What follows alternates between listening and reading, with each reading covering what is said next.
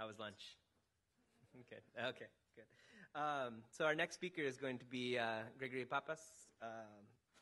Dr. Pappas is an associate professor of philosophy at Texas A&M University.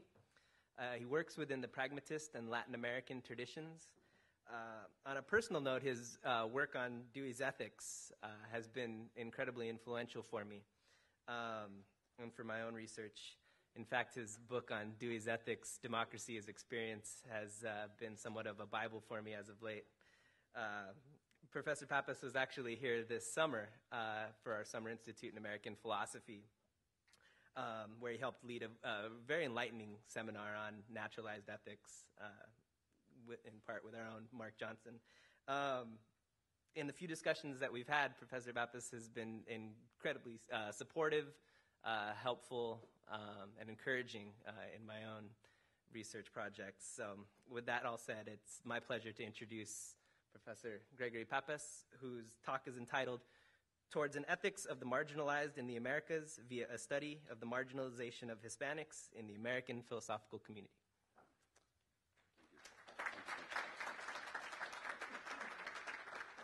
Thank you, Eric. Muchas gracias, Alejandro, y thanks to University of Oregon. It's great to be back here.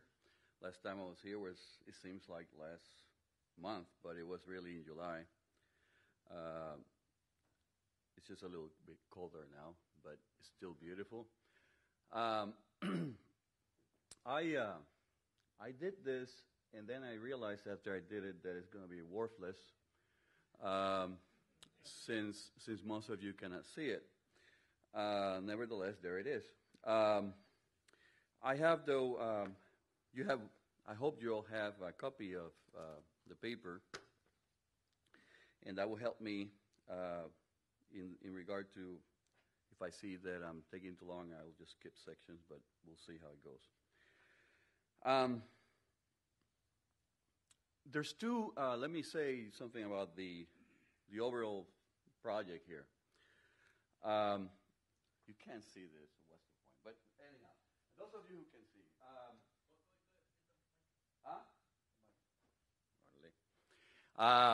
The part one and part two, I have on the, yeah, you can do this with technology, right? Yeah. Part one and part two, the first part is, as I have there in the paper, is a preface of sorts. And then the part two is really, it started to be the main paper, right? But then my preface became a paper in itself. And it went like this, I have to say. My particular specific problem that I will try to talk to you today, really, at the end of the paper, part two, is the marginalization, a very specific marginalization of Hispanics in the American philosophical community, but I put APA because it fits nicely, right, the APA. So I want to get to this marginalization of Hispanics in the APA, and I want to start with a criticism of my amigo Jorge Gracia as a starting point of my own analysis, right? But then I have this idea, I always had this idea, I don't know where I got it, but the idea is that for me, first philosophy is meta-philosophy in a certain sense. We all, when we engage in philosophy, like we have been doing the last 2 or 3 days, it's amazing how we just engage and don't stop and think about our meta-philosophical assumptions, i.e. where we start, right? How do we engage in such problems as the ones we're talking about the last 2 or 3 days? So my preface is about, there's 2 parts to it. I'm going to talk about my assumptions as I deal with the problem of marginalization. So it's kind of my way of putting my cards on the table, like, okay, here's where I come from. But I also want to take the opportunity to tell you what is my motivation, what is some reasons, some arguments about why I prefer my approach to some other approach. And that's because I think when it comes to ethics and sociopolitical theory and philosophy in general, there are certain dangers when we deal with concrete social, political, and ethical problems such as marginalization. So that's the, and this other thing here, maybe I'll point to as we get closer to the subject matter, but it'll give you a sense, I hope, for those of you who can read it, about this idea of bottom-up, top-down inquiry. Right? There's general inquiry up here about justice, injustice, and marginalization, which is very general. And then there's particular type of problems of marginalization, the particular problem of marginalization in the Americas. And I'm going to deal with a very particular problem within all this, which is the particular problem of Hispanics in the APA. And I even have arrows down here, which I want to stress, which is, in the end, at the end, it's all about a particular specific situation. I mean, which is I'm gonna stress. Okay, so let's see. So I want to start by being explicit about my metaphilosophical assumptions. The approach in ethics and social political theory that I favor has been defended by at least 4 philosophers. And I even have pictures for you. Riccieri Frondizi, which I deeply admire, is an Argentinian philosopher who died in Waco, Texas. Luis Villoro, Mexican philosopher. Jose Ortega y Gasset, Spanish philosopher. And John Dewey, USA. It so happens that I have the 2 figures on the right are the representatives of the 2 colonizers, but on the right, that's kind of curious. But anyhow, those are the 4 influences in my approach that I'm going to spell out for you today. They thought, in spite of their differences, they thought that philosophers should try to make an honest effort to start their inquiries with everyday felt and lived experiences. There are different ways to characterize the methodological approach that I favor. I like to call it empirical, but I get into trouble a lot with that word. But it's empirical insofar as it starts with lived experience or practice. But it could be described also as a bottom-up, contextualist, and particularist approach. I like all those words. According to this approach, philosophers should make an honest effort to start with or take seriously the unique problems themselves as they're experienced in unique situations. I'm interested in trying out this method or way of proceeding, and I'm willing to give it up if it doesn't work, but I don't think it has been tried enough in philosophy.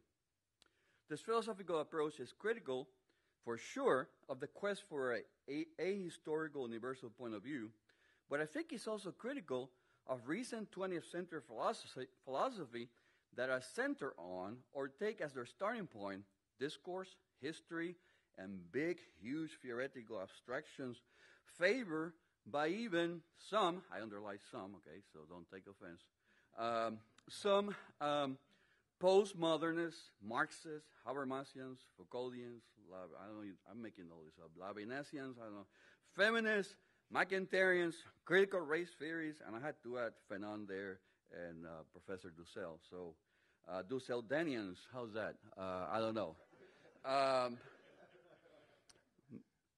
Dulces, no, I don't know. Dusselistas. So in the 20th century, philosophers from different continents and traditions have claimed that instead of the Enlightenment quest for an objective view from nowhere, philosophers should start with practice, history, culture. Now, this all sounds so good, except that calling something practice doesn't mean that one is starting with practice. It doesn't guarantee that one is starting, that one is not starting with a theory or a theoretical standpoint about practice. See, I agree with John Dewey that the number one problem with philosophers has been and continue to be the constant temptation. We just cannot help ourselves, but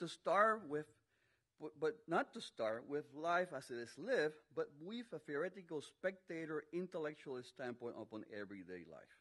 That's why he even called it the philosophical fallacy.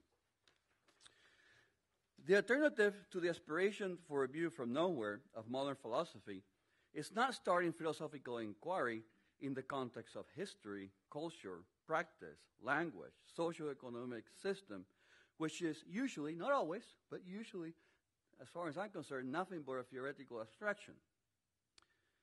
The ultimate context in which we philosophize, as far as I'm concerned, is not history, it's not culture, but a unique situation in which I'm in, right here, right now. It is in a situation, right here, right now, that we find and talk about history, culture, nature. We find sticks and we find stones. There is no standing outside where we are. And we're always in a situation, of course, unless we die.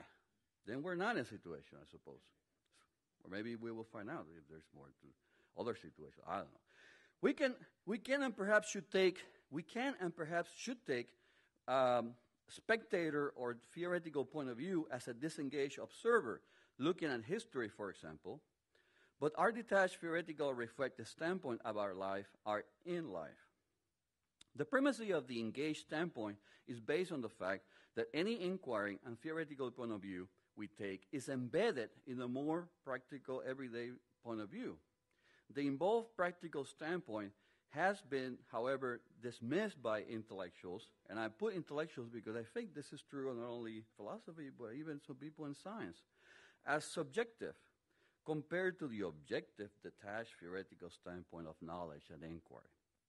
For me, this begs the questions and assumes a dangerous dualism. I wish to try out this vaguely described approach to philosophical inquiry that I just described in regard to issues of justice or marginalization in general. I think it means at least this, that one should be suspicious about approaches to justice that, one, start with a theory of justice, two, start with an assumption of a non-contextual, ahistorical, universal point of view, or bird's-eye, God's-eye point of view, however you want to call it, or three, start with an ideology, whether that'll be left or right, I don't care. Four, start with a comprehensive views or a theoretical standpoint about history, culture, class, nation, civilizations, whatever. In an inquiry about justice, it seems to me we can distinguish inquiries, and this is the point of this kind of chart here. We can distinguish inquiries that gravitate in between two poles, from the most universal, general, abstract accounts, right? So, for example, the problem of corruption, right? General account of corruption, specific account of corruption. Some of you were concerned that we need to make those distinctions between different, okay. And the more particular, unique, concrete pole, from the most theoretical to the most pure theoretical, from account and analysis of justice that is universal or general in scope, to the more specific and unique experiences of injustices.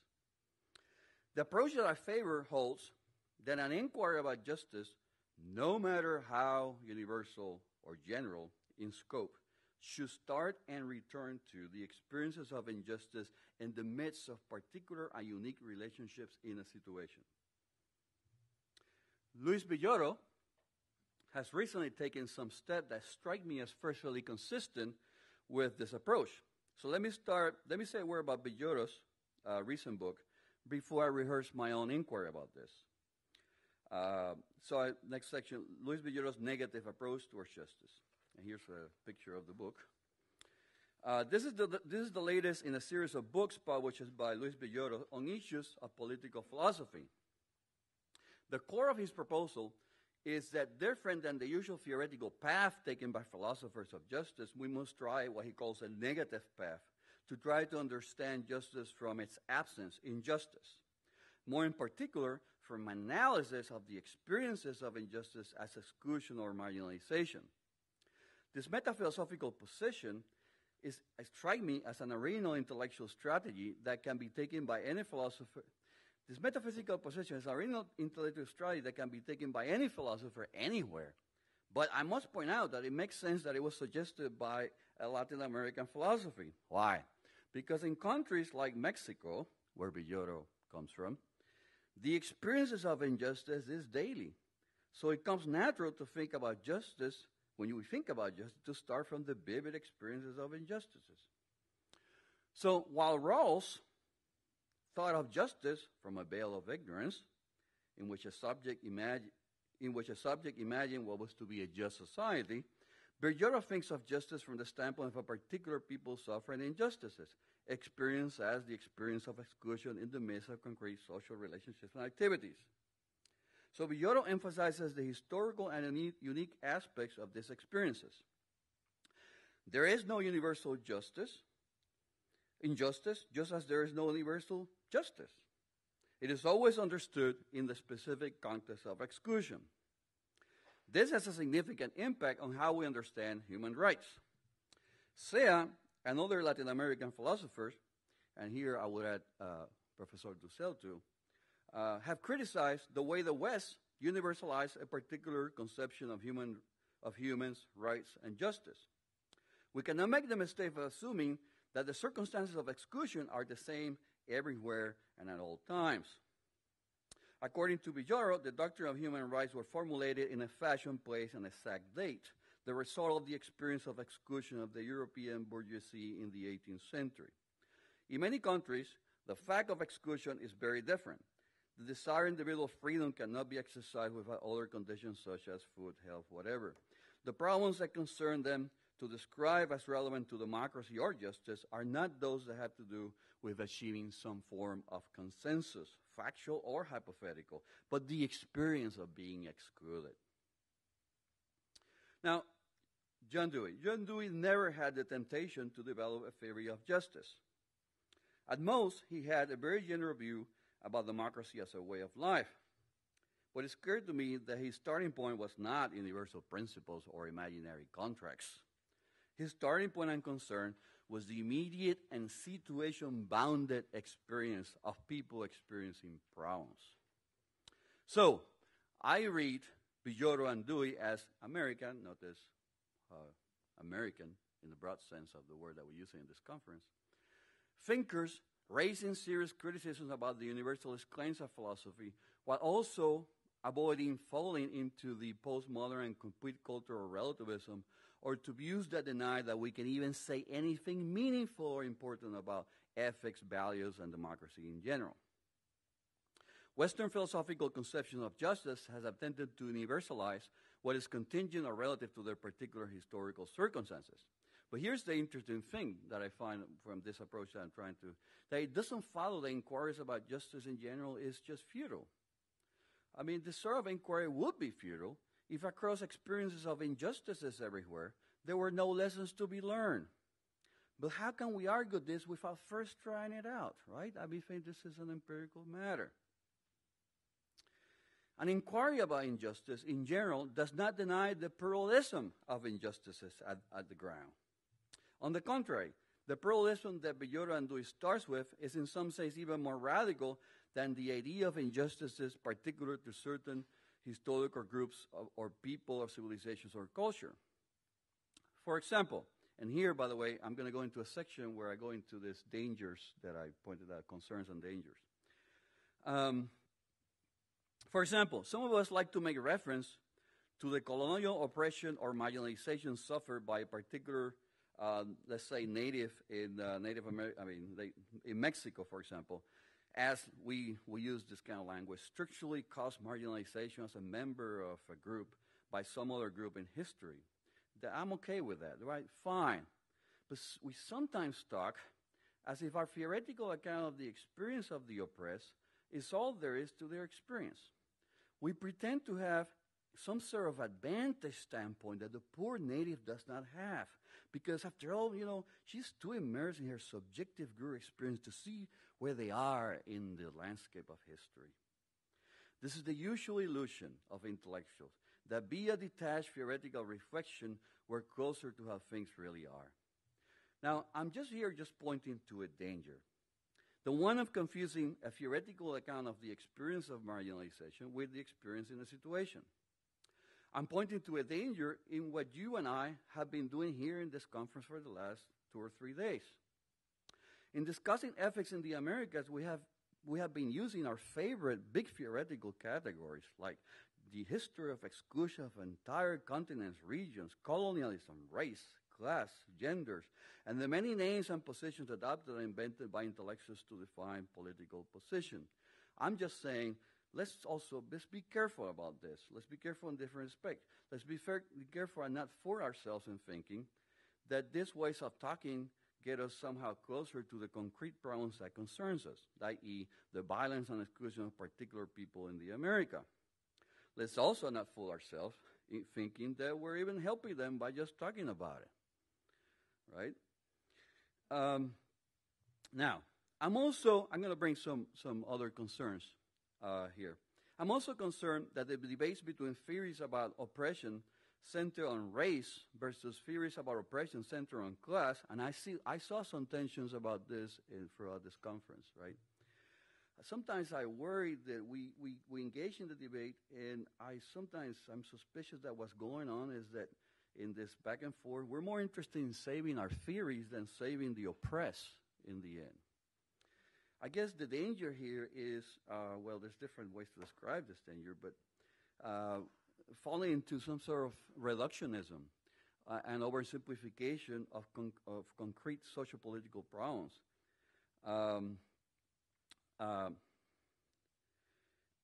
Okay, now that I'm mentioning the danger of reductionism, I will take the opportunity to mention a form of reductionism that I have been worried about throughout the whole conference. Many of the papers and discussions have tended to overstress the political sometimes to the point that there is no aesthetic or moral dimension to the problem of marginalization or oppression. While politics is important, my experience with sociopolitical philosophers is often that they see the political in everything, everywhere, right? And as some sort of power relation. So we need to be careful. There's some power relation somewhere. We need to find it, right? I think sometimes we miss. I mean, we need to be sensitive to experience. So I'm gonna don't continue reading because I'm gonna read you another danger that I came up with around 4 in the morning last night. It's a small danger, but I mean it's this one.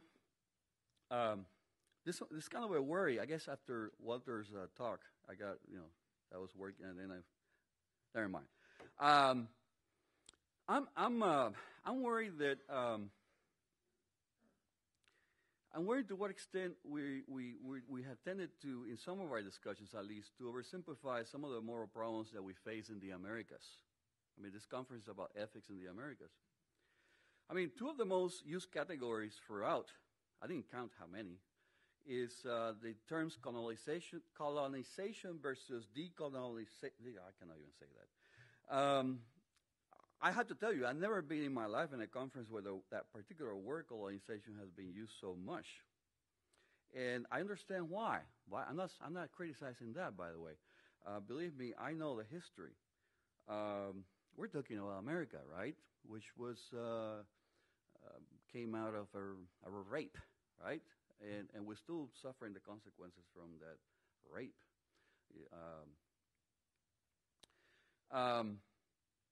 So it makes sense. But I see a danger of reductionism or simplification about the moral problems in the Americas.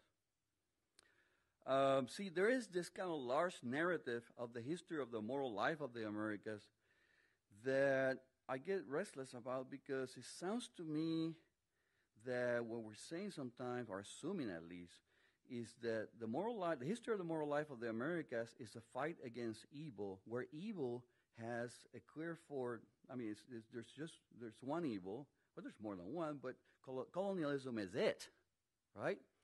So the good is decolonization, and the good is decolonization, and the bad is colonialism, right?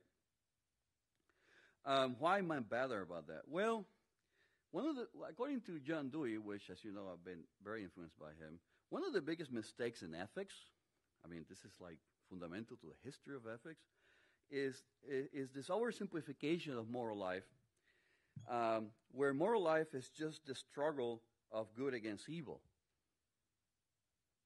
When I talk to my students about this, I call them, this is the Star Wars view of moral life, right? Remember Star Wars? Except in this particular, I mean, I'm going to use the analogy of Star Wars, the good and bad, right? Colonialism and decolonialism, right? It's kind of interesting. The analogy doesn't work quite right because the blacks are actually the good ones, right? In the dichotomy here. Anyhow, I call this a Starward view of moral life, where we know what's good. What we need to figure out is how to get rid of bad, right? How to fight it, the means. We just need the means, right? I think this is to some extent, this is warranted because, God, I don't want to this is a serious problem, colonialism, but let's be careful not to oversimplify ethics in the America. Just like Dewey said, let's not oversimplify moral life. Moral life is not just the fight of good against evil. Dewey says it's the fight of good against good. Moral dilemmas, many of them are precisely, but that something's got to give. And even with your well-intentioned. So our moral problems are not just good against evil, they're good against good. It seems to me that situations on the ground that call us to reflect about the ethics in the America are a lot more complex and tragic than the simple fight against evil understood as colonization. Isn't part of the problem that, some of the problems we have been discussing, that we feel we have obligations against different groups and individuals, and they conflict in some tragic ways. Don't we need an ethics in the Americas that addresses such tragic moral dilemmas and not just the fight against what is clearly evil, colonialism? So look, I agree with you that the problem of colonialism, again, is a serious problem. And you're right that it's not as simple as we make it seem by even my Star Wars metaphor. Here's the limit of the metaphor. In Star Wars, it's clearly, just by the colors, right, where is evil and where is good. Where some of the points I got from the papers is that colonialism is such an evil thing that you don't really see it. It's not clearly in view, right? There's a logic to colonial. There's a colonial logic. There's ways of thinking which are colonial thinkings. There's psychology which is colonial that we need to detect, right? So I'm not naive. I think that... But let's be careful, I think, when we talk about this stuff. There's for sure, I think you would agree with me, there's more to the ethics in the America than the struggle against oppression by one single source. So let me return to the paper. In pointing to the dangers, page 4, in pointing to the dangers of neglecting context or experience by philosopher, it is not my intention to argue against theoretical accounts at all.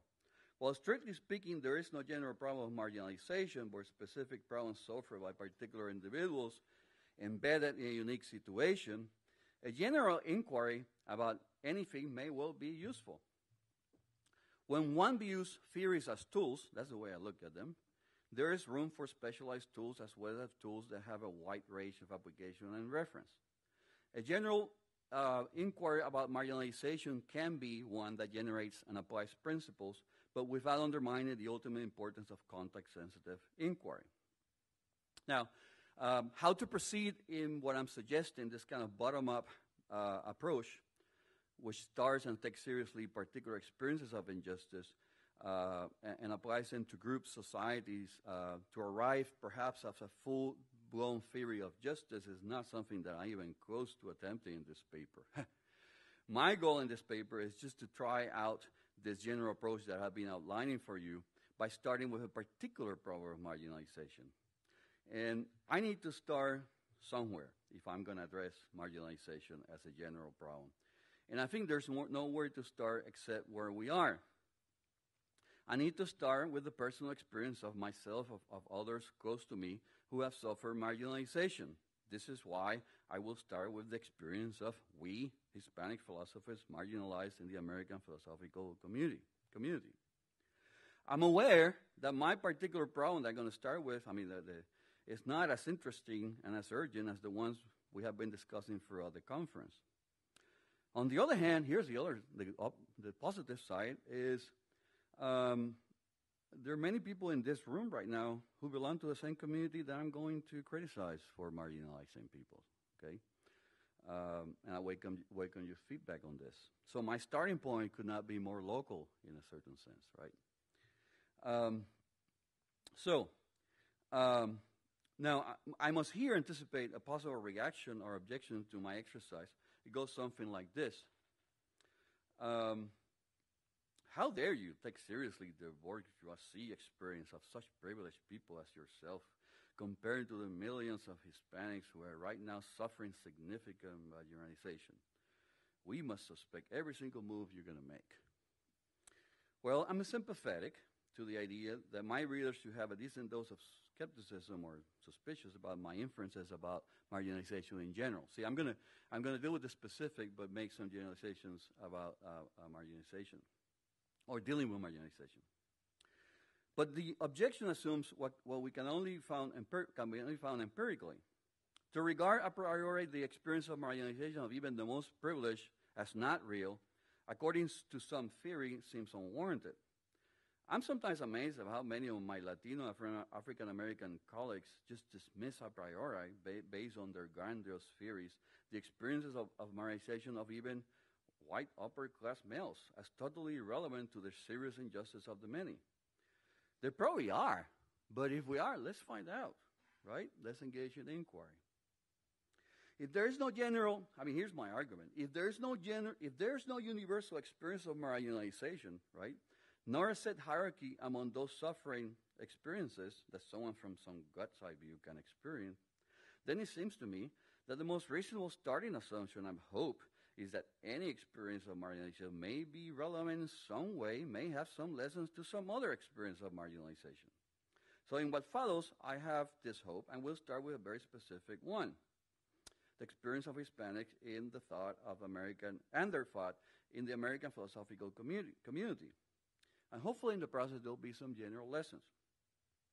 So I'm going to start, I'm going now to the second part of the paper. Hispanic philosophers suffer from marginalization. I have experienced this in my own career and the lives of the few Hispanic graduate students that I direct. Here's a quote from a female Hispanic graduate student, what she has to say, and I don't have her name here, but here's what she says. Being Hispanic in philosophy is not easy. Having a Spanish last name, an accent, and being brown doesn't seem to go down easy for other philosophers or students. It is almost as though we have to prove that we're profound, smart enough to be in the club. Whereas if I were white and had a beard, I would at least look the part. There, however, it's amazing. There's not a whole lot written about this problem. One exception is Jorge Glacia's chapter in a book, which is that's going to be my point of departure, criticism of Jorge Glacia's account. This chapter is a great chapter if you want to find some criticism of the APA. It's a great chapter on this.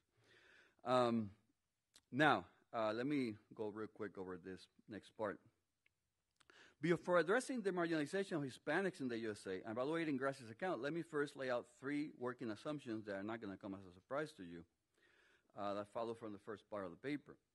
First, marginalization is not always negative, problematic, or something that must be eliminated. The marginalization caused by racism, oppression, slavery, or sexism usually is an integral part of these moral evils, but there is marginalization that is morally permissible or even good for those that are marginalized. There are many groups that I belong to in which I'm so glad to be marginalized. Marginalization may even be a necessary experience of those moral revolutionaries that go against the mainstream or the established moral codes of conduct in our society. So which experiences of marginalization are then experiences of injustice? So maybe we can be more specific here. Here, if you want me to come up with a criteria, I'm sorry, I don't do that. But the habit of philosophers is to look for some rule criteria by which we can figure out which marginalization is or not an injustice. Here I have in mind not only analytically minded philosophers, but even all those thinkers that are quick to apply their favorite theory about oppression or injustice to all this. According to the approach that I'm here rehearsing, ultimately what forms of marginalization or injustice is determined by whether they are ultimately experienced as injustices. There is no antecedent universal criterion for justice nor for injustice. To put it crudely in some sense, you either experience a marginalization as unjust or you do not. This is the experiential starting point. It may be objected that this is naive, that there are some people that do not experience their own oppression. Sure. But don't we want to say, in these situations, that they should have such an experience? To be oppressed is not always obvious, also. So some reflection sometimes is needed to become aware that one is, but the ultimate test of oppression is having the experience of oppression. One could even argue the solution to their conditions require that they first have the experience of oppression. Now, I'm not going to here overstate my case on behalf of having experiences of injustice. As I will soon tell you, there is other aspects to this problem, but here my intuition is that too much of 20th century philosophy have overreacted to the subjectivist and individualistic accounts of oppression, racism, sexism. And it has overreacted by providing accounts that stress how these problems are institutional, structural, sociological, political, but they somehow leave behind the fact that injustice, in the end, are something felt by someone in a situation. The approach that I favor is not anti-theory. We must inform ourselves with all that we can, but ultimately we must be contextualists. It depends on the particular situation, whether to experience oneself as, I'm using, people who talk about the experience of marginalization. Here's what they say. Invisible, unimportant, not invited, neglected, or ignored. For my purposes here, I would just take for granted that the instances of marginalization and their discussions are serious problems affecting Hispanics in the community of philosophers. My second assumption, remember I haven't addressed the particular problem yet, but I'm just stating some assumptions, is that marginalization as an experience is a matter of degree, and prior to inquiry, they're all relevant to the general inquiry about the problem. This is true not only in terms of how marginalized a group or a person or group is, but also in terms of how morally harmful, problematic, or denigrating it is in the situation. For example, the marginalization experienced by Hispanics in the philosophical community may be in comparison not as bad as the one experienced by Hispanic in some other social context in society at large. According to my Hispanic grad student, the one that I gave you the quote at the beginning, she said that in spite of her experience of marginalization, the philosophy groups, white males included, has been the group of people that have accepted me the most aside from my personal friends. It's kind of interesting. On the other hand, there may be other social contexts in which Hispanics have a better experience than in philosophy. For instance, I have been told that Hispanics are better accepted in the community of musicians. One possible objection to my approach is that there is no need to appeal to the experience of marginalization to prove the reality of marginalization. And here I'm going to bring already Jorge Glacia's account to bear upon this objection. This is the chapter in Jorge Glacia. Here's how he starts. He says, here's evidence of marginalization of Hispanics in the philosophy in the United States. One, the APA did not have a committee devoted to Hispanics until 1991. Compare that to blacks in philosophy, who started in 1973. Two, the percentage of Hispanic grad students in philosophy is 3.8. The number of PhDs in philosophy awarded to Hispanics since 1974 is the lowest in any discipline except English. They only have those Hispanics who have become established as philosophers in the United States. And by the way, most of these philosophers have little or nothing to do with Hispanic issues as a specialty. 5, the philosophy curriculum, journals, and encyclopedias of philosophy in this country ignore the history of Hispanic philosophy. In sum, Glacia concludes, it's quite clear how invisible and unimportant Hispanics are still in the American philosophical establishment. Now, although Glacia presents these statistics, this is hardly the starting point of his own inquiry. The statistics provide further evidence that there is a problem, but inquiring into this number was something that Glacia himself investigated after first experiencing marginalization as something immediate and personal in his own life and that of others. Glacia is one of the few established Hispanic philosophers in our profession and has been a member of the APA for many years. His personal stories about how himself and others like him have experienced marginalization, there's a sense in which they're primary. It is because we, Hispanics in philosophy, experience marginalization that we may inquire into numbers. That is, we do not begin our inquiries with a predetermined quota in mind for Hispanics or with a preconceived notion of the degree of attention Hispanic issues and philosophers should have in our profession. We engage in inquiries about our marginalization because, to speak crudely, we first feel it as a problem in our everyday interaction within the community of philosophers. The rock bottom fact is that many of us feel marginalized. The experience of marginalization has been described in different ways. It is the experience of feeling invisible, unimportant, alien within the boundaries and not invited to the table. We, the marginalized, could of course be mistaken about what we feel, and our feelings may be found to be pathological. But none of this makes them less real and serious what we have in these experiences. On the other hand, if no Hispanic ever experienced marginalization in our profession, that would be sufficient grounds to be suspicious about the reality of the problem. We care about justice and democracy ultimately because concrete people somewhere and in some place continue to suffer injustices and anti-democratic actions. Philosophers must make an honest effort to guide and return to test their theory by this problematic experience. This empirical bottom-up starting point and understanding of the problem is not without difficulty, so I'm going to bring a difficulty here. A common difficulty about marginalization as a communal problem is that the majority or mainstream may never experience the problem, at least not in the same immediate and evident way that is present in the everyday life of the marginalized. There is, in other words, an experiential phenomenological gap between people that belong to the same community.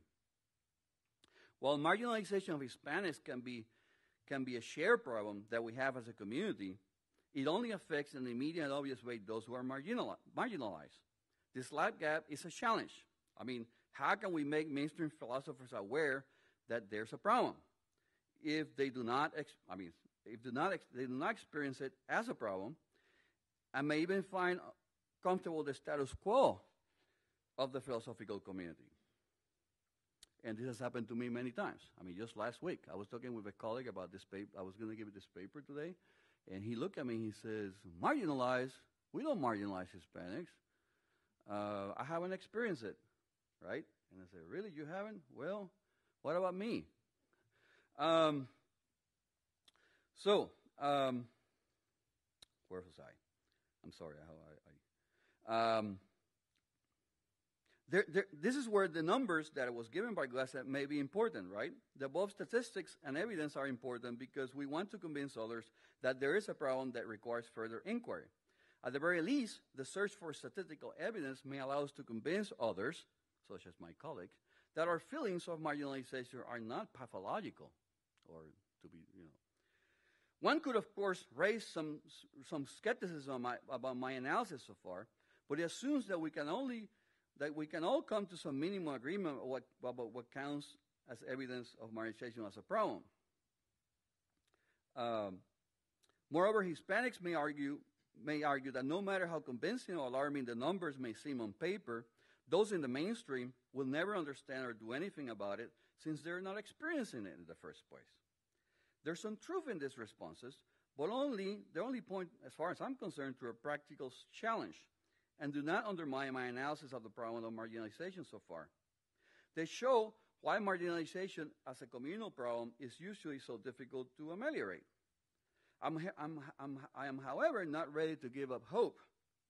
Historically, there have been similar problems in many communities where the kind of experiential gap that I mentioned before has not met a totally unbridgeable gap.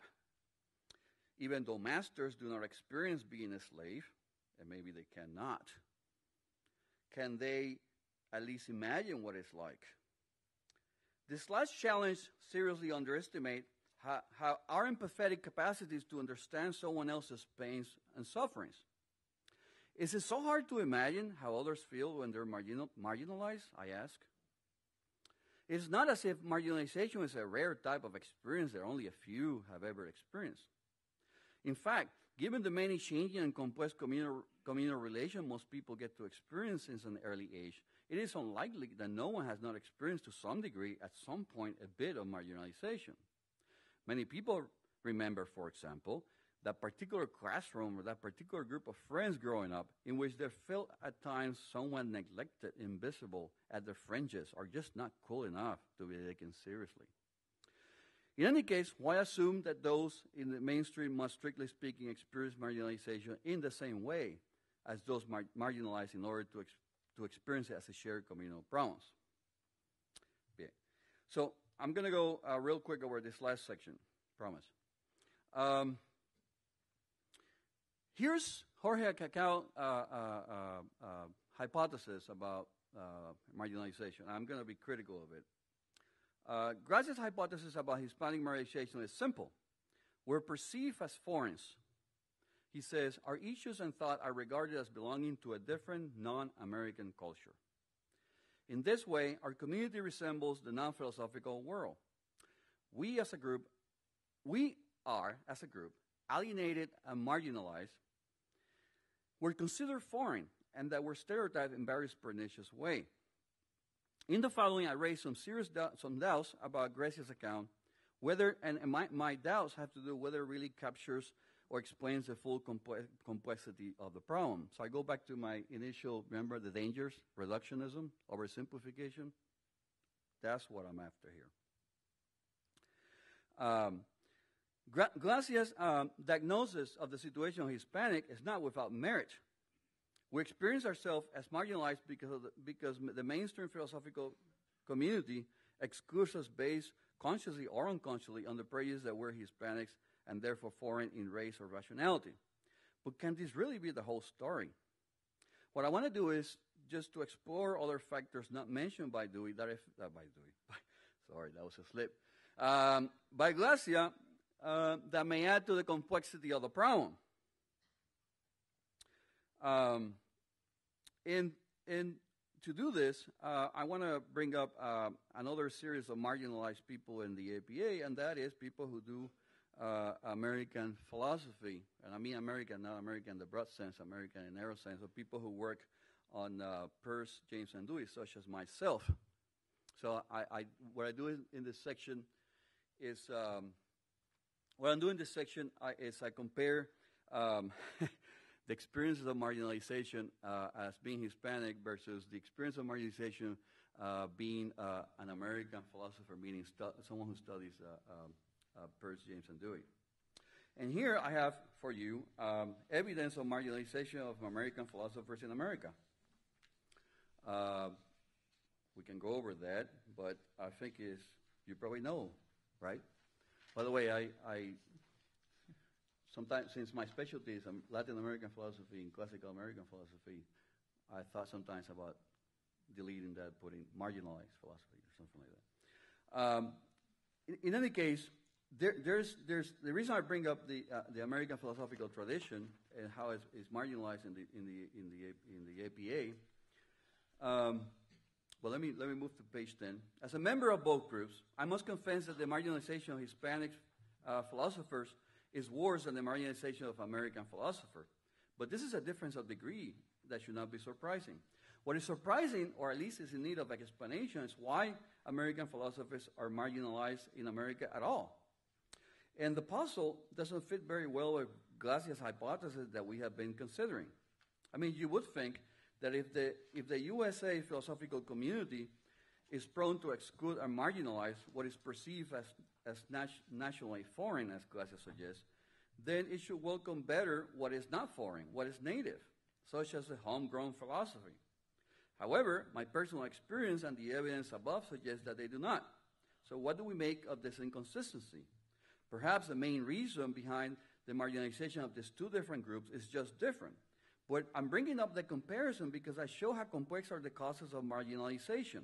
Certainly, it makes me doubt seriously that if we could somehow tomorrow remove the foreign prejudice against Hispanic philosophers, it would remove the marginalization that we suffer. I mean, if the national philosophy, I'm using this, is marginalized, then claiming the dominant image of what is American to include Hispanic Americans may well be insufficient. So in the next page, what I do is I bring about what I think, I bring forth hypothesis about particular prejudice beyond the foreign prejudice that Gracia talks about that is at work, it seems to me, in our experience of marginalization. And I think those are pretty straightforward, right? Professional prejudice, Eurocentric prejudice, and prejudice about the nature of philosophy. If I'm right that some of the above prejudices contribute to the marginalization of Hispanics in the philosophical community, then the situation is more complex than suggested by Glacia. That is, the so-called foreign prejudices that he talks about is only one among other several prejudices that keep Hispanics marginalized. I'm going to skip that whole, I'm going to go over just the parts where I'm underlining. I did this on purpose so I can buy time here. I add, and the next paragraph is, furthermore, I think this is a narrow analysis, and many of you here are very sympathetic to this, to think that the problem of marginalization is a matter of a prejudice, right? Marginalization functions as a habit also. And not only that, it functions, let me start here. We must, page 11 at the bottom, we must also consider seriously the possibility that the privileged position of a few and the marginalization of other groups in our philosophical communities may be an environmentally constituted habit. I'm using the notion of habit as Dewey did. Okay. Marginalization, privilege, exclusion, and racism are things that often function as in an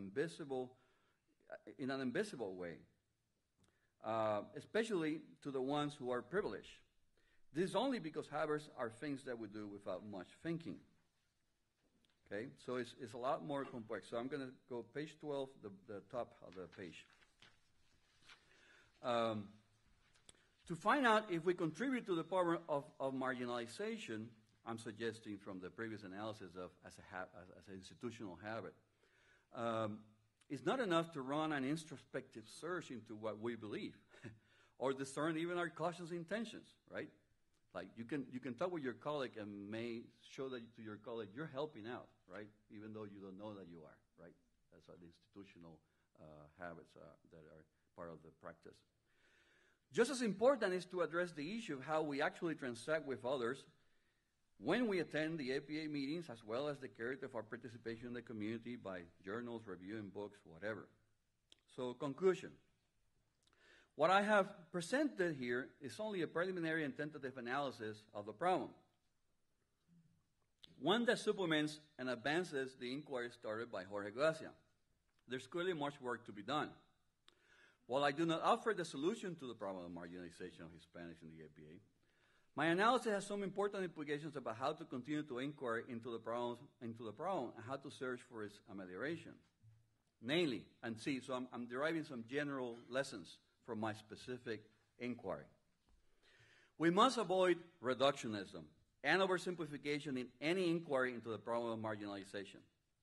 The difficulty with marginalization is that it is usually experienced as a problem with a plurality and unique set of causes or factors, where none is reducible to the other, but exists in an organic relation to each other. And I thought about this point in the previous panel.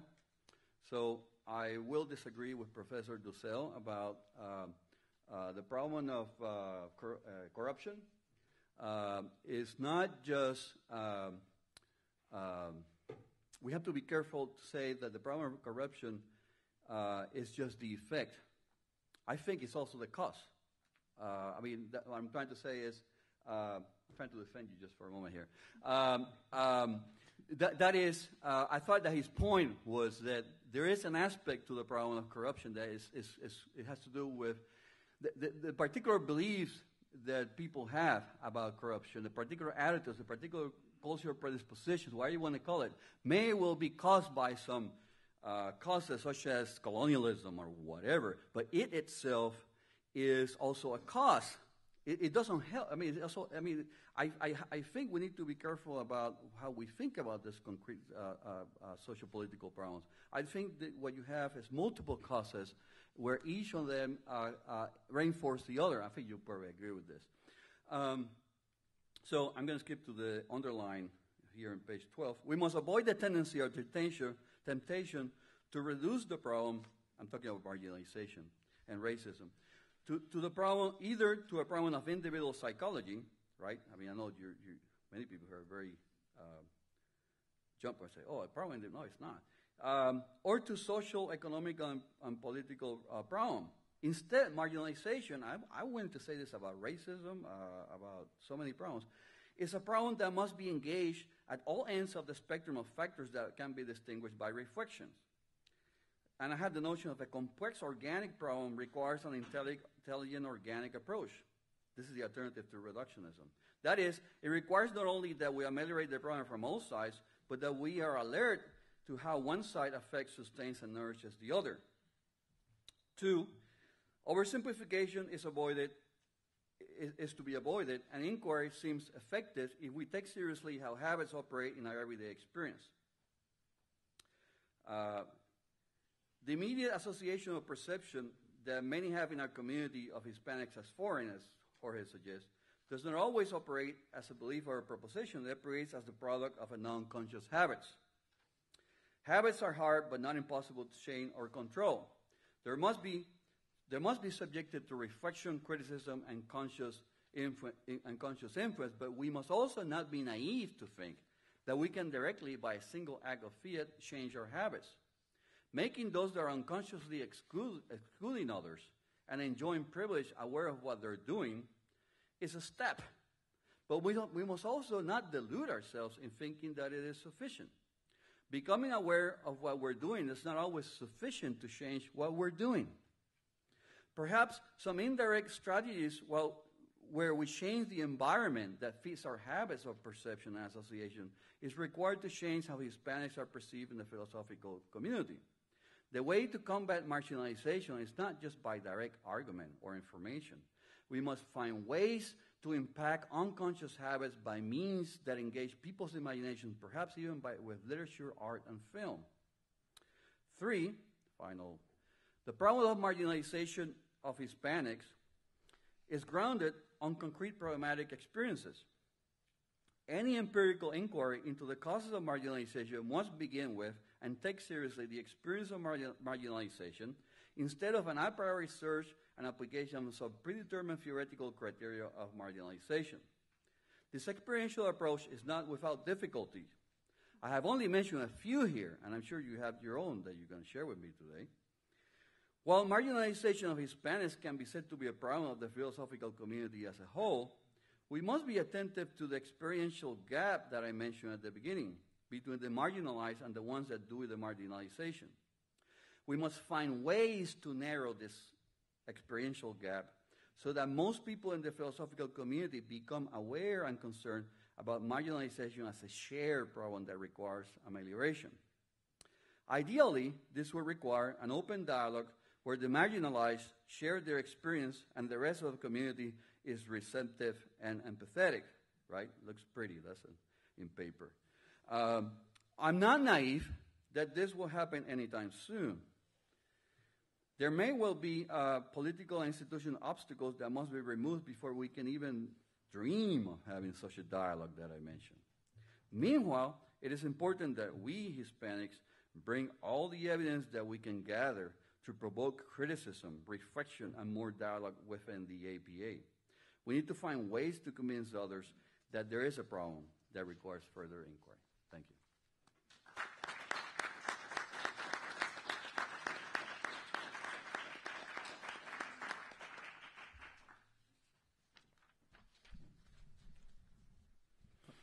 Nelson?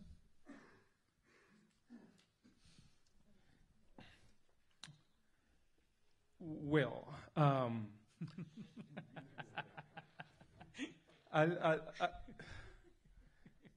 say a couple of things only. I don't want to take it too long, right? But really, and in the same spirit that you are referring to a number of issues, positions, and points on the table so far in the conference. First things that comes to mind is the following. Well, and I don't want to say this wrongly, but that if what you just presented, you say it. What did I say? No. If what you just presented is that antidote to reductionism that Dewey has to teach us, then I think you just confirmed to me why I do not want to follow Dewey's path or Villoro's path or something like that. So I think it was, in that respect, that's one of the main things that I take from the paper, that some of the suspicions perhaps that I have of this analysis have just been confirmed. And in a way, when you are referring, and your main theme throughout the paper was the oversimplification, reductionisms of different positions, but both in your characterizations of the different intellectual positions, when you talked about the postmoderns, the Dusselians, the Fanonians, the Foucauldians, and I don't know how to describe that generalization as very utterly reductionistic and oversimplifying. So I'm trying to work with your own premise and put it back right, the premise, your insistence, which is very well taken. We can never, that is definitely very well taken. We need to be always conscious of avoiding oversimplification and reductionism. But when I look at what you've offered through that very lens, I find it even, extremely lacking, both in the characterization of these positions, but also in the very analysis of marginalization that you offer in taking. If the lessons is that we should begin with our immediate experience to think about these issues. And my immediate experience is I'm a professional philosopher and I'm discriminated in my professional association, to think that somehow that is the best point of departure for me to think about marginalization, or when there are so many descriptions of marginalizations, and actually, in fact, a number of the theories that refuse to take only that kind of approach is precisely from intellectuals, many of them of color, who are writing about other very more brutal forms of marginalizations. And then I think, well, why not to begin taking them seriously as interlocutors? And then I think in the pragmatic tradition, someone like W.E.B. Du Bois, for instance, who was writing about African-American reality in the spirit, he studied with James, right? He has been canonized by a number of folks within, pragmatic. So even if you stay within pragmatism, I find other kind of, and you want to talk about marginalization, there is a pragmatist there that has a number of things to talk about, marginalization. And that pragmatism is not only staying at the level of the particular and concrete and contextual, it's also talking about the problem of the 20th century being the problem of the color line, which actually resonates very much with some of the questions of coloniality, for instance, which is another way of talking about the problem of the color line that for Du Bois, he saw examples in Philadelphia. He was working with Philadelphian, black people there. We went to live with them in Philadelphia. But he was also theorizing about what he saw as a global color line, right, that was operating because of how different peoples in the globe were being classified as either blacks or yellows or reds and so on. So definitely, whatever was happening in the ghetto, whatever was happening there in that segregated place, was part of a larger web of power that he was also trying to see. And because he was seeing that, it didn't mean that he was understanding less the predicament of that local place. Actually, it helped him to understand it better. So, that's great. Yeah, so, why not go in these different directions, even within pragmatism itself? Okay. Bottom line, we agree. But let me. We agree. Furthermore, I think I very well taken your point. The first point, you're so right that I myself need to be careful in my characterization of the positions that I criticize today, right? And believe me, that's why I underline the word some. Okay. And I even agree with you that it comes, right? I come across as in such a way that is counterproductive to my very attempt to not to oversimplify, right? So, for example, so even when I underlined that sum, I was very worried around 4 a.m. About this, how it will be taken. So I appreciate your my point there is this, that no one is immune from oversimplification and reductionism in philosophy. And maybe I'm wrong about this, by the way, which is I think that we have taken for granted that as long as we use as long as we're not into the Enlightenment God-side point of view, as long as we don't, then we're okay. And I guess my point is no. You can talk about history and culture and race and sound concrete. I mean, sound like you're making. We have to be careful. So that's why I want to stress that all I'm doing is some warnings about what we're doing. And by the way, I am as guilty as anyone about doing this sort of thing. I find myself sometimes like, oh, what am I doing here, right? I'm oversimplifying. So we need to be careful with theory. I mean, if there's anything with our theories, and I was saying theories are tools. That's the way I look at them, right? And in the end, there's just concrete problems. Okay. The second point, I thought I was clear, and if I wasn't, I apologize, that I was not suggesting that, I was not arguing in defense of something like this. My particular starting point, particular problem that I deal with here today is the best point of departure. No, it's one among many points of departure. I mean, I think what I want to say is that there's marginalization and there's marginalization, right? We can do an analysis of marginalization, particular marginalization in different contexts, different people. And I decided to start in this APA thing, right? And I acknowledge in the passing that this is not very interesting, very exciting to talk about this stuff, right? I mean, but I do think that even in this particular marginalization, there's some lessons to how to approach marginalization in general. So it's kind of my point is that even this trivial marginalization has lessons. So let's not exclude it a priori. That was my point. One final thing. I so agree with you about your implicit criticism, or explicit, about going to the American philosophical American, in the narrow sense of pragmatism. To try to get clear or even find some useful stuff on the problem of racism or marginalization. And I agree with this. There's some resources there, but I agree with you that that some people are blind, I guess, to the fact that there are other, for example, African American thinkers such as Du Bois that you mentioned, or Latin American philosophers, who have a lot more interesting things to say about the particular marginalization that has to do with racism. I agree.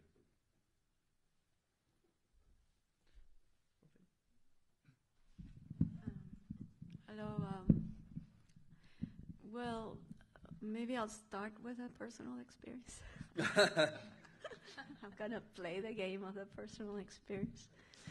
So last night, I spent a couple of hours before I went to bed looking over all the notes that I had taken since this conference began. And I say this because you started out with a huge critique of this conference, which I take it you felt very marginalized at this conference. But anyway, so I'm speaking about my own experience.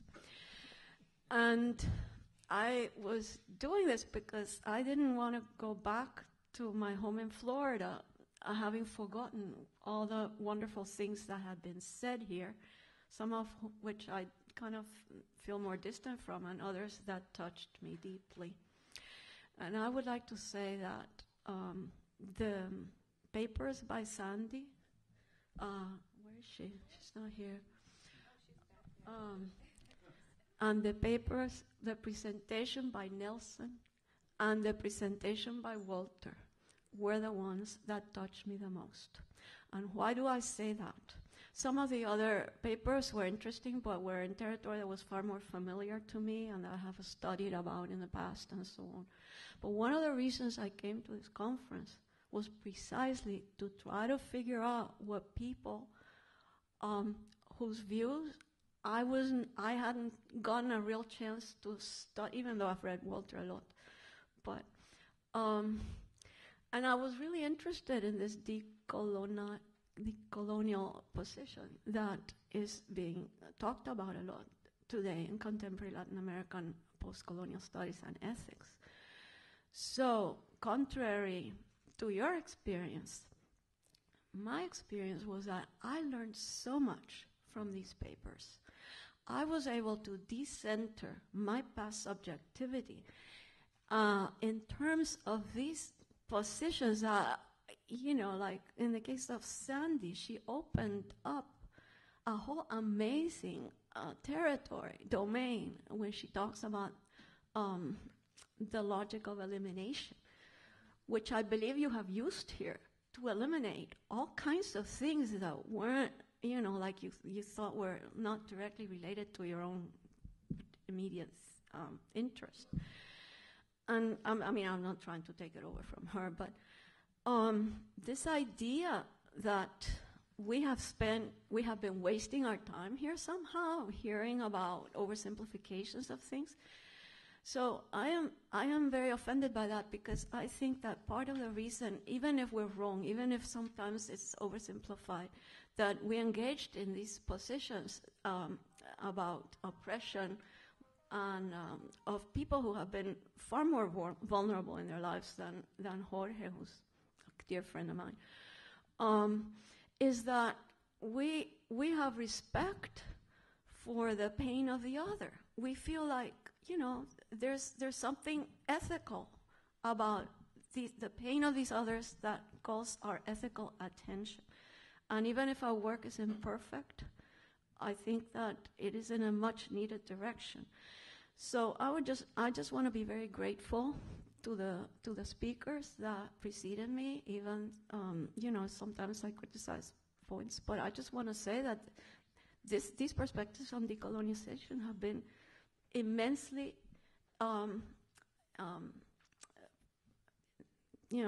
influential to me overnight. And whereas you woke up at 4 o'clock in the morning wondering what did Walter Mignolo have to do with whatever, I went to sleep happy that having heard him, he left some really interesting things in my brain, like, do creative work, look at all the people that are part of the legacy of Latin America, look at all the possible points of view. Don't waste your time too much in this oppositional discourse, because, after all, I think that's needed, because Nelson always reminds us of what we have to do in terms of activism. But you need to be able to use your energy, which he talked about, the space-time energy of Pachamama, to create. So I just wanted to provide a counterpoint to what I heard. I actually, I guess I'm the one who is not only, offended also, because that's not what I was trying to do here. Maybe I should say I apologize if I came across that way. I guarantee you, and I can prove it to you even, that I learned more than you in this conference. No. The reason I wake up at 4 in the morning about this is because I was precisely having the same kind of reflection that you're talking about, which is, I guess I have this approach, which is when I was so taken with the whole colonization approach, right? I mean, the idea of the importance of the fact that we're in America, and we need to realize that colonization is basic to the very problems that we face throughout, right? I was totally taken, but see, my way of learning is finding the limits to the approaches that I'm sympathetic with. And that's what I was trying to do at 4 in the morning. I was not sitting there, I hate this conference, I don't learn anything. And all these people are full of whatever. And no, it was the contrary. It was, my God, I've been provoked. I was 4 in the morning because I've been provoked significantly. That's why I couldn't sleep. Not because I had any enmity, not because I had. So if I came across this way, I deeply apologize to everyone here. I have learned a lot, and I have learned for every single one of you. I was just trying, perhaps I was a little bit too provocative in the way I presented, and I'm sorry. Enrique?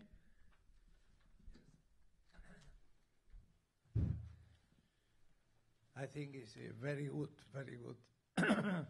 paper and give us many to think. First, the complete agreement is your first point, that the philosophy must be contextual. I remember a meeting in '69, a group of young professors in Argentina, and the first question was the militancy and the engagement in the concrete praxis of a people as the departure point of philosophy. And this idea of the militancy, not only the contextual, because I can see the contextuals as a passive horizon, but if I see the context as political confrontations, many times in a struggle of popular movements against a dictatorship, and our militancy in this case, that is the praxis, we thought the beginning of the philosophy of liberation as a philosophy that ought to, the starting point is this militancy, perhaps more than contextual, but I agree totally. Second, the question of marginalization. I remember that one time I was in Italy, the Professor Olivetti in Rome, and I say to Professor in Italy, we, the Latin Americans, are absolute marginalized of the European philosophy. And the Italian said to me, we too. The Italian, because you see in Germany or France, Italy is in Africa. Now with Agamben and Vattimo, they begin to be more present. But until these 2 or 3 last figures in philosophy, the Germans don't give any importance, and on France too. So the marginalization is a question of the hegemony of a philosophical community in relation with other communities. And we must put the question more geopolitical and say which are now in the world the hegemonical communities. I would like to say very clear, the German, French, English, and American philosophical community, they have the claim to exerce the universal philosophy. And the other are particular, Chinese, Hindus, Bantu, Latin Americans, and Latinos, too, because they are the habitus, the culture of this hegemonical. It's a very important problem, and we must think as philosophical question. That what means this claim of the particularity of a philosophy that's believed to be the universal philosophy. And I think that this 21st century will be the first century in the world history where we will see the world philosophy. A philosophy of China, India, Muslim world, Arab, etc., Hispanic and Anglo-Saxon in this country, Latin America, in the same level, because they will produce philosophy understandable for the other and begin a dialogue with a symmetric position. That is a philosophical question. And in a paper that I presented in the last World Congress in Seoul, I put this question, that we must destroy it or show, like you say, the philosophical fallacy of this claim to be universal, and is only a particular colonialist European and North American philosophy. So we must not take the position of victim, we must attack. Yeah. If we attack with good arguments and a good philosophy, we cannot be more marginalized, be margin, because they need to take our arguments. I think that the position is not cry the discrimination, negativity, but pass to the positive creation of philosophy, where they are now the object of our criticism, but creative. And it's very important, the young generation, not the old. You see, Thomas Kuhn speak on the revolution of in the science and the different theories. But the theories never die, because there is new arguments that you can create to justify the theory. I think that the old theories die because the subject of this theory become old people and die. And the young people see that the old theory doesn't explain the new reality. Because I think that the question is that the Hispanics are dangerous for this universal claim. Huntington, who are we? And this we is in danger because it's not true. And we must pass to, I say, to attack and create a new philosophy more strong and not cry to say, we are the victims. No, the victims are the opportunity to create a better philosophy. Absolutely. And that is the challenge. Absolutely. That's where my answer to this type of question. But I see many other questions, very important. Yeah. And I see, by the way, I agree with you wholeheartedly about the new generation's importance. I mean, that's why, especially in Latin American philosophy, I see a lot of new generations coming up. I mean, Eduardo also sees them, right? I mean, new graduate students doing dissertations on Latin American philosophers, and I mean, I see how things, I mean, a way of making changes throughout the new generations. But I see you, the Latinos, very important. And I see that you begin to create a new philosophy now. And I am very optimistic. Yes, you create a new philosophy. But the question is, now continues this position. It's not the question of number, like you say. No, it's the quality of the criticism is very strong. And they cannot say, no, that is not an objection to our philosophy. Right.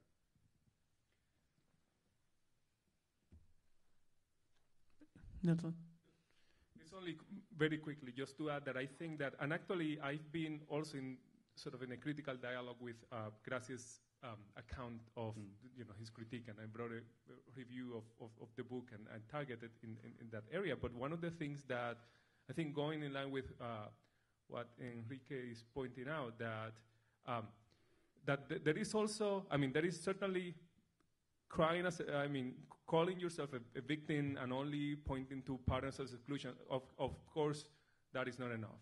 You can take a more proactive, active position like he's talking about, but also there is that active position. I don't think that this is what Dussel is delimiting to this, but just to be clear, it doesn't have to be oriented solely to take the dominant hegemonic philosophical position and the representatives as the interlocutors that we need to convince of something, because if not, we are entrapped, right? Because we need to respond to them. We will be using part of the grammar, terms, and there needs a moment when we need to begin to build our own institutions and look for that validation or recognition, not in the hegemonic institutions that we sort of need to challenge and so on, but also in these other institutions. So, of course, we need to do that fight from within. Yes, the APA and so on, but it comes a moment where, and of course, this is how the Caribbean Philosophical Association emerges. With a number, right? Yeah. So you create us, and then you believe in them, and you treat them as serious or more than you treat the hegemonic institutions. And we're still having a big problem with that, I think, in the United States, the different minorities in philosophy departments. Yes, and thank you for that. let me even suggest this. I have been in the, I was telling Scott the last few days, you probably know him, Tommy Curry. He's a critical race theorist, right? And from him, I have learned the debates going on among the African-American philosophers in the APA, or I mean, the American Philosophical. And there is this ongoing debate precisely about this issue, which is, to what extent should we engage the predominant white philosophers, right? Or to what extent should we look into our traditions, right? In other words, to what extent we need to prove ourselves by engaging the white philosophers, right? There is this ongoing debate between, and I find the debate fascinating. I mean, there's much to learn from what's going on right now between the African-American philosophers, and much there that we can learn. As I'm saying, those of us who are Hispanics in philosophy. Well, please join me in thanking Gregory Pappas.